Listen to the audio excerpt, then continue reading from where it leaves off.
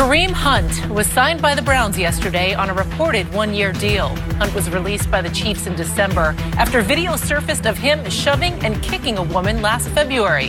Hunt is currently on the commissioner's exempt list and is not eligible to play until the NFL completes its investigation into the incident. Hunt led the league in rushing his rookie season and had 14 total touchdowns in 11 games last season before being released. Greg, let's start with you on this one. What's your reaction to the signing of Kareem Hunt? I was shocked, but in a good way. I think this was a big step for the Cleveland Browns, and I'm okay with it. As a fan, as a spectator, on this side of the media, I'm all about second chances. I'm not condoning what he did. And I think when you look at it from a business perspective in the Cleveland Browns, he had to have shown them specifically being John Dorsey and their owner, a level of contrition that gave them and provided them with a comfort level that said, we can bring this guy in-house. Because with all that the Cleveland Browns have had to deal with in years prior, in their past, with off-the-field issues, they understand the magnitude of acquiring a guy like Kareem Hunt with what he's bringing as far as his situation. But when I look at why teams make decisions and how teams make decisions, there's three elements. There must be a level of intrigue, and that's your production. What can you provide for me from a talent base? And then when you see that, man, I'm intrigued, I like what you do. Obviously, John Dorsey drafted this young man. He sat down with him. He was around him a lot. He understands what he's getting in bed with. So he's intrigued by all of that. Then there has to be a relationship. The relationship is there with John Dorsey. So he knows this guy, he wasn't this way. I didn't see this in him. And I'm willing to give him a second chance. It's not that he's in agreement with it or not, or he's picking sides. He's trying to make a good business decision to advance what he's in charge of, which is the Cleveland Browns and running that organization. And then there has to be a trust level, and that's completely on Kareem Hunt. This is a huge deal for the National Football League as well as the Cleveland Browns because, number one, with the league still having to do their due diligence, he's not going to be able to play right away. We don't know where they are in that, and that process has to be ironed out. But Kareem Hunt has now put himself in a position where I've been given a second chance. Now I have to show that they can trust me. And how do you do that? And what better way to do it than, number one, where it happened, where you are from, basically where you're from, where you went to college, and now you're going to be playing on this team in this same state with this all looming over your head. Can I trust that Kareem Hunt will get this done and make right and make sure that he's doing all the steps necessary to show that level of contrition, not only to us, but to the state of Ohio, to this young lady, to others outside that are going to be looking at us like, what are you guys doing? I think this is a good move for Cleveland because they're looking at it from a lens of, man, his production, the relationship that I have, and can I trust him? I believe I can, but that's up to Kareem Hunt. We'll see how it plays out. I'm a believer in second chances. I'm not one of these guys who don't think people don't make mistakes and should get opportunities, especially, he's a young guy, 23 years old, talented football player, but shame on the Cleveland Browns for doing it as soon as they did.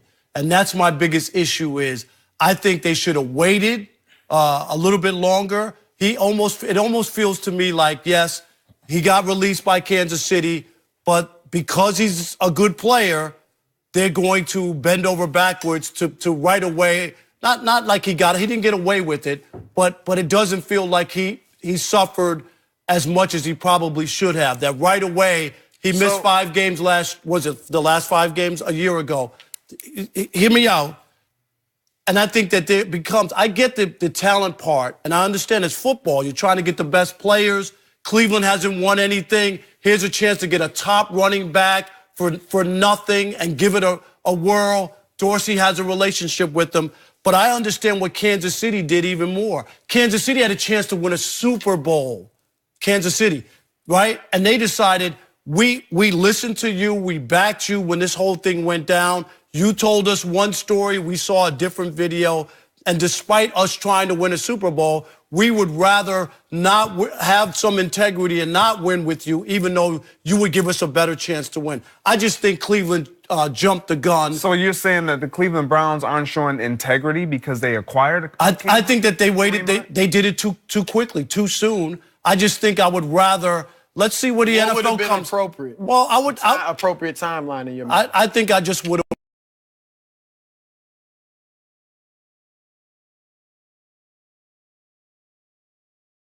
Suspended him 6 games to start. Well, or after that, after the league suspended him or gave him something. I'm more with Greg. I just think it's too soon. That's it. It doesn't feel good to me. I'm more with Greg. Obviously, none of us up here condone what he did, but he has suffered some punishment already. He was cut from a Super Bowl contender and received none of that money for those 5 games he missed at the end of the regular season and the playoffs. So he's already missed, what, was it 8 games? Well, 2 playoff games for them. So 7 games. That's more than an Ezekiel Elliott, was punished. So he's already has some punishment, and he's likely going to get another 6. But Ezekiel Elliott's punishment came from the league. This was from the Kansas City Chiefs. Whatever. It's totally different. Punishment. They both suffered punishment. No, but it's a totally different. My point is that the league hasn't lended down. No, right. He's going to end up missing. It's going to be more than that. 13 games because of this, and I'm fine with that.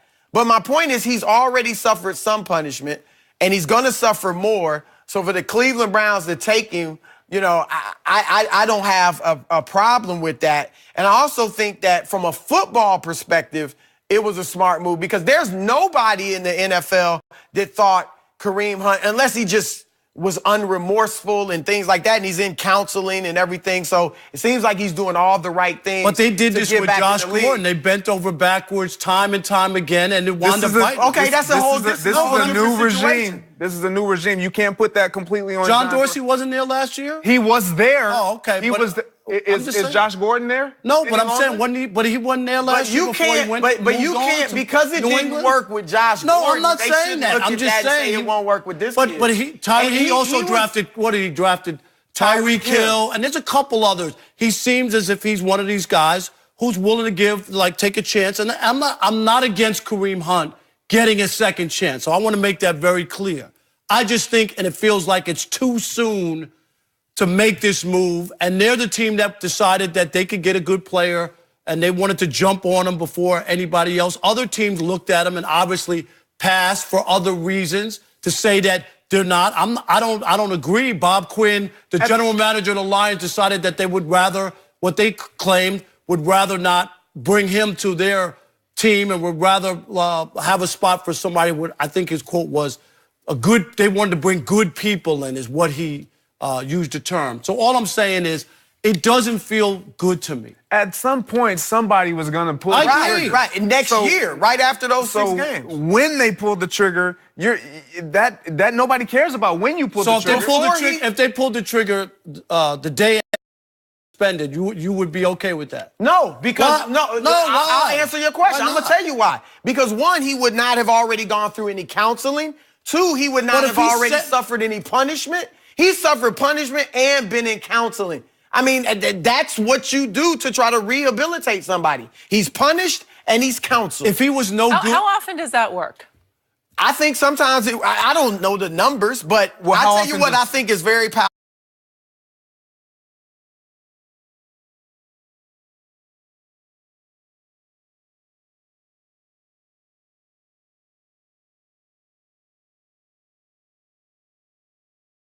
Hopefully he's had a heart change. But if it's just, man, I'm not going through all this trouble that I went through, last time. If that's what it takes to stop him from doing it and change his behavior, then that's better than nothing. So I like the fact that with domestic violence now, there's becoming, it should have always been there, but there's becoming such a social stigma. You are viewed as such a negative person that I think that serves as a deterrent. It won't for everybody, but it will for a lot of people. Is it, though? Are we looking at it as you're such a bad person, there's a social stigma? It's not where it should be, but no. Desensitized? No, I think there's a growing stigma. I don't think it's where it should be, but I definitely think it's a growing stigma about it. I mean, the Kansas City Chiefs, Rob said it. They had a chance to win the Super Bowl. They cut him like that. Immediately because, well, he had lied to them, and they decided that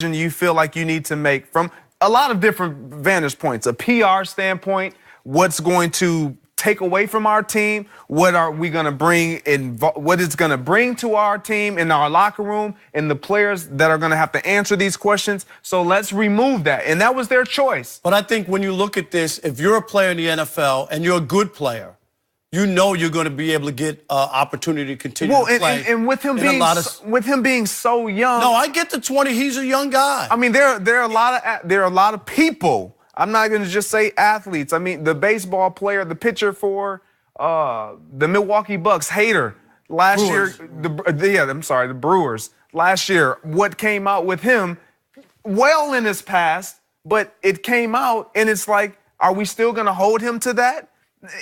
People change. It is a thing to change. Look, Rob, if you want to, I'm not disagreeing with second chances. If you want to say that if anybody does something like this, they shouldn't play. They can't play in the I'm not NFL into that. anymore. I don't live in that world. I think But that's what you kind of brought up. If you know you're a good player. No, I just think that I think there's more opportunity where people will accept some things because you can still play. We saw, everybody talks about the Ray Rice. The reason Ray Rice never played again wasn't just because of videos, because he couldn't play.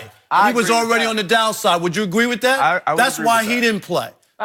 But if he could have still played, don't tell me that there might not have been somebody who would have overlooked that video. That's where that level of intrigue, what can you still provide from a production perspective? Well, I hope that we all believe in second chances, and I hope that he doesn't learn his lesson only because it hit him in the pocket. Right. I hope he's had a heart change. All right, guys, LeBron heaped some strong praise on Lonzo Ball, but